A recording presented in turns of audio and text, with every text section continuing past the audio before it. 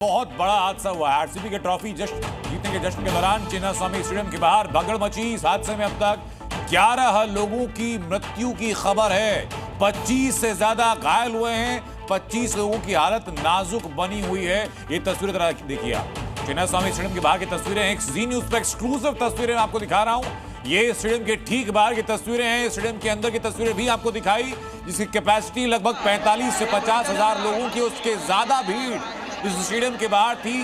बेंगलुरु का Chinnaswamy stadium RCB की trophy जीतने के बाद की ये जश्न की जो तस्वीरें हैं वो मातम की तस्वीरों में तब्दील हो गई। अब तक 11 लोगों की मौत की खबर आ चुकी है।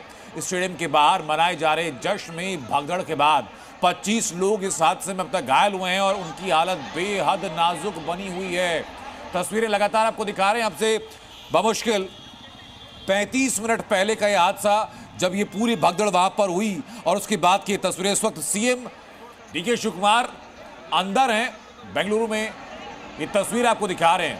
स्टेडियम के बाहर जो भीड़ है उसमें पहला जो सवाल उठ रहा है वो वहां के इंतजामों को लेकर के उठ रहा है। 25 से ज्यादा लोग अभी तक घायल हुए हैं। चिन्नास्वामी स्टेडियम के बाहर की तस्वीरें हैं। 11 लोगों की मृत्यु अभी तक हो चुकी है। ये तस्वीरें जरा देखिए आप। हालांकि विक्ट्री और हमारे सहयोगी कपिल इस वक्त जुड़ चुके हमारे साथ लाइव अपडेट्स के लिए।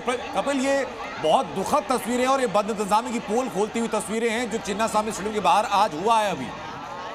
बिल्कुल अनंत, ये बहुत ही दुखद है, लेकिन उससे भी ज़्यादा ये शर्मनाक है, क्योंकि आरसीबी को फाइनल में पहुंचे हुए कोई ऐसा नहीं कि 4-5 घंटे पहले फाइनल में पहुंची थी, अचानक से ट्रॉफी जीत ली।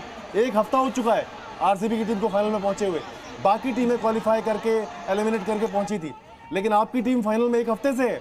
आपको इस बात का अंदाज़ा होना चाहिए था कि हमारी टीम फाइनल में है, वो फाइनल जीतेगी तो फिर क्या होगा। और इसका अंदाज़ा आपको कल भी हुआ होगा। विराट कोहली के जो आंसू देश ने देखे, दुनिया ने देखे, उसके बाद भावनाओं का हिलोरे मारना तय था। वो रात को भी कर्नाटक में दिखाई दिया। पूरी रात कर्नाटक जागा है, पूरी रात लोगों ने पटाखे फोड़े हैं, पूरी रात लोग जगे रहे हैं, सड़कों पर थे। उसके बाद भी अगर आपको अंदाज़ा नहीं है तो क्या ये 11 लोग अपने हीरो को देखने के लिए आए थे या मरने के लिए आए थे?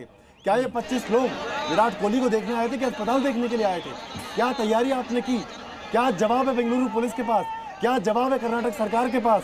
आप एयरपोर्ट पहुंच गए बुके लेके, आप एयरपोर्ट पहुंच गए फूल लेके, आप एयरपोर्ट पहुंच गए फोटोग्राफर का अमला लेके विराट कोहली के साथ फोटो खिंचवाने के लिए। डीके शिव कुमार एयरपोर्ट पहुंच गए, आपके मंत्री पहुंच गए एयरपोर्ट, विराट कोहली को आप रिसीव कर रहे हैं, आप चाह रहे क्रेडिट मिल जाए। लेकिन आपने किया क्या? आपने फैंस के लिए क्या किया? ये किया, उन्हें मरने के लिए छोड़ दिया। ये बहुत ही शर्मनाक है अनंत। और जिस तरीके से ये भगदड़ हुई है, ये पूरी तरह से अवॉइड की जा सकती थी। आप 5-5 किलोमीटर दूर पर स्क्रीन्स लगाते, इस बात को पब्लिसाइज करते, कहते इस बात को कि देखिए स्टेडियम में और ज़्यादा जगह नहीं है, ये फ्री फॉर ऑल शो ज़रूर है, इसकी कोई टिकट नहीं है, लेकिन स्टेडियम फुल हो चुका है और स्टेडियम के पास मत आइए। आप आने मत देते।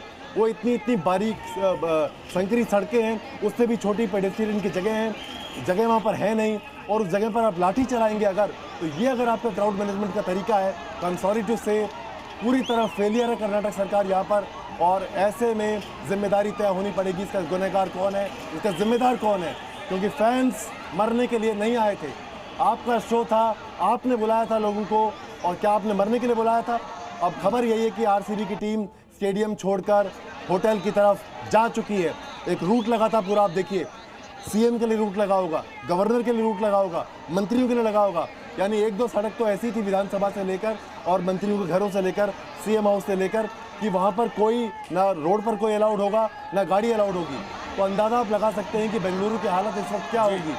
एयरपोर्ट से लेकर स्टेडियम तक वैसे ही जाम रहता है। मेरा एक और सवाल कपिल सीधा सा है, मौजूदा तस्वीर को देखते हुए तस्वीर दिखा रहे हैं जहां स्ट्रेचर पर घायलों को लेकर के जा रहे हैं, जहां गेट के सामने लोग धक्का मुक्की कर रहे हैं। ये सारी तस्वीरें सामने हैं, लेकिन सवाल तो ये भी है कि जिस चीज का जश्न मना रहा है वो 14-15 घंटे पहले चीज हो चुकी थी। उसके बाद ये भी तय थी कि विक्ट्री परेड भी हो सकती है। उस विक्ट्री परेड के हिसाब से कितनी बड़ी संख्या में फैंस वहां पहुंच सकते हैं? क्या प्रशासन इतना सक्षम नहीं कि उस भीड़ का अंदाजा लगा सके? जिस स्टेडियम में आप लोगों को बुला रहे हैं, 40-45 हजार से ज्यादा लोग उसके बाहर मौजूद हैं, वहां पर बजाय इसके भीड़ को कंट्रोल करने के लिए पहले सिस्टम बनाया जाता, लाठी चार्ज हो रहा है वहां। ये सिंपल इग्नोरेंस है कि आप आंखें बंद करके बैठे हैं और अब मान कर बैठे हैं, कुछ हो ही नहीं सकता।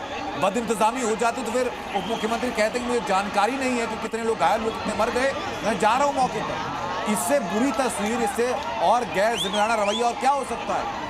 बिल्कुल आपने सही कारण किया पूरी तरह से। जैसे कि मैंने पहले कहा, ये आपकी सीआईडी का फेलियर है, ये आपकी लोकल इंटेलिजेंस का फेलियर है और कहीं ना कहीं कॉमन सेंस का भी फेलियर है। आपको अंदाजा ही नहीं था, ना आप भीड़ की साइकी को समझे, ना आप भीड़ के साइज को समझे, ना भीड़ के कंट्रोल करने के तरीके को समझ पाए।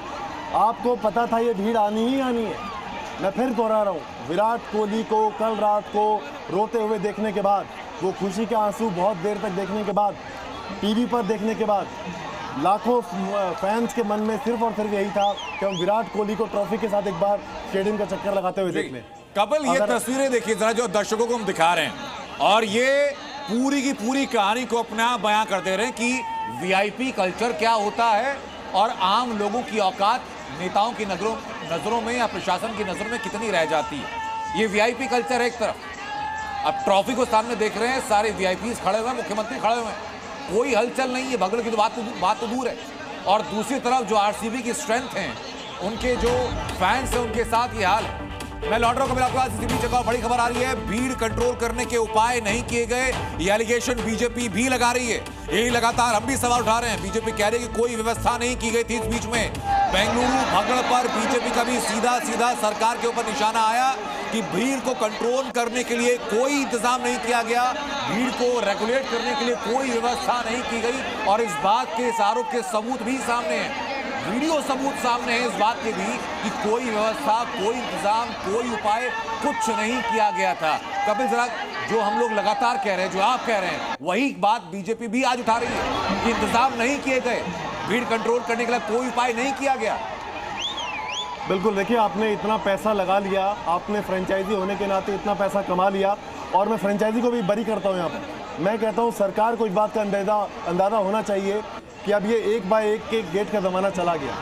इतना बड़ा गेट है अनंत, सिर्फ इतना बड़ा अंदर घुसने का कि आप अंगड़ाई भी लेंगे, हाथ आप अगर ऐसे खोल देंगे तो आप नहीं घुस पाएंगे अंदर अपने हाथ खोलकर। इतने छोटे गेट उस देश में किसी स्टेडियम में नहीं होने चाहिए जहाँ पर क्रिकेट के लिए ऐसा पागलपन है, ऐसा जुनून है, जहाँ धर्म है, मजहब है, सब कुछ क्रिकेट है। वहाँ पर इतना छोटा गेट आप नहीं बना सकते हैं, क्योंकि आपको उस गेट के अंदर घुसने के लिए लाइन लगेगी।